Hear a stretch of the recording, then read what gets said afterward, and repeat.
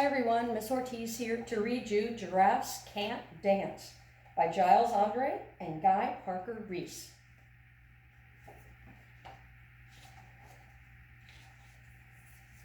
Gerald was a tall giraffe whose neck was long and slim, but his knees were awfully crooked and his legs were rather thin.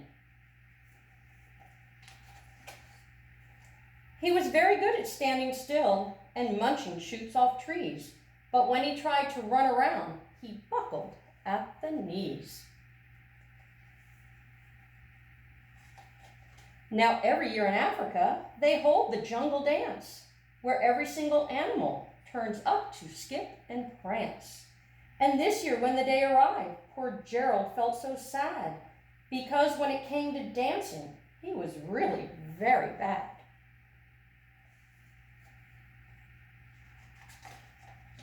The warthogs started waltzing, and the rhinos rock and rolled. The lions danced a tango that was elegant and bold. The chimps all did a cha-cha with a very Latin feel, and 8 baboons all teamed up for a splendid Scottish reel.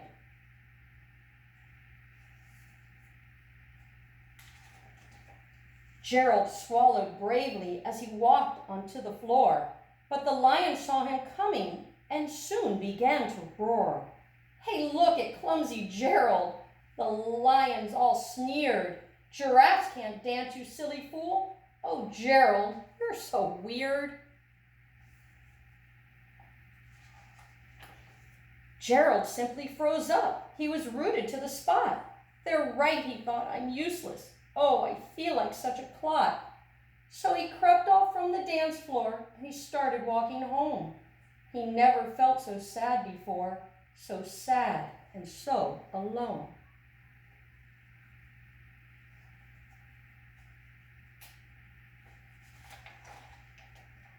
Then he found a little clearing and he looked up at the sky. "The moon can be so beautiful," he whispered with a sigh.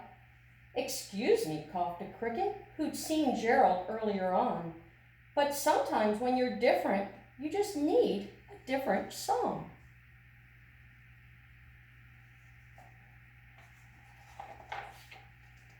Listen to the swaying grass and listen to the trees. To me, the sweetest music is those branches in the breeze. So imagine that the lovely moon is playing just for you. Everything makes music if you really want it to. With that, the cricket smiled and picked up his violin. Then Gerald felt his body do the most amazing thing. His hooves had started shuffling, making circles on the ground. His neck was gently swaying, and his tail was swishing round.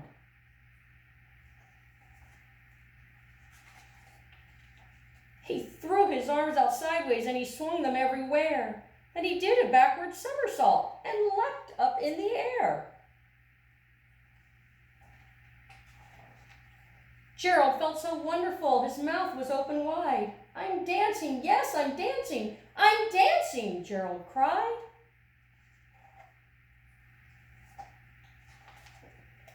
Then, one by one, each animal who'd been there at the dance arrived while Gerald boogied on and watched him quite entranced.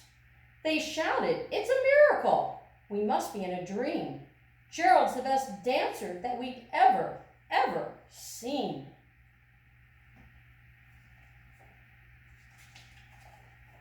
"How did you learn to dance like that? Please, Gerald, tell us how." But Gerald simply twirled around and finished with a bow.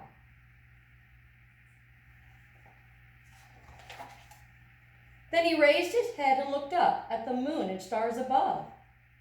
"We all can dance," he said, "when we find music that we love."